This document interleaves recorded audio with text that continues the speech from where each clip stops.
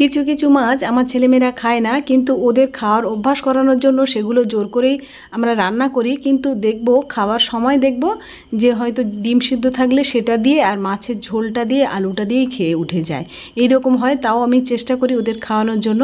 আজকের আমি যুক্তি ফুল ভাজা আর সেটা বেগুন দিয়ে করেছি, আর ডিম সিদ্ধ নিয়ে নিলাম। আর এটা লইটে মাছ ঝুরি করে ভেজে নিয়েছি, নিয়ে তারপরে আলুও দেয়া যায়, কিন্তু আজকে আমি কুমড়ো দিয়েছি। কুমড়ো দিয়ে কিন্তু ভীষণ ভালো লাগে। আলুর মতো ভেজে নিতে হবে, তারপরে পেঁয়াজ আদা রসুন কষিয়ে আবার কুমড়ো আর লইটে মাছটা আবারও সুন্দর করে কড়া করে ভেজে নিতে হবে, একটু ঝাল বেশি দিলে ভালো লাগবে। আর এই যে গুলে মাছ, এটা আমি সরু সরু করে আলু দিয়ে করেছি, আর বাড়িতে পাতা টক দই নিয়ে নিলাম। কেমন লেগেছে এই সিম্পল থালাটা? যদি ভালো লাগে অবশ্যই কিন্তু সাবস্ক্রাইব আর লাইক করতে ভুলবেন না। আর টক দই রেসিপি যদি আপনারা চান অবশ্যই আমি কমিউনিটি পোস্টে দিয়ে দেবো, আপনারা দেখে নেবেন। বাড়িতে খুব সহজেই গরমের সময় টক দই বানিয়ে বিভিন্ন রকম রেসিপি করে খান।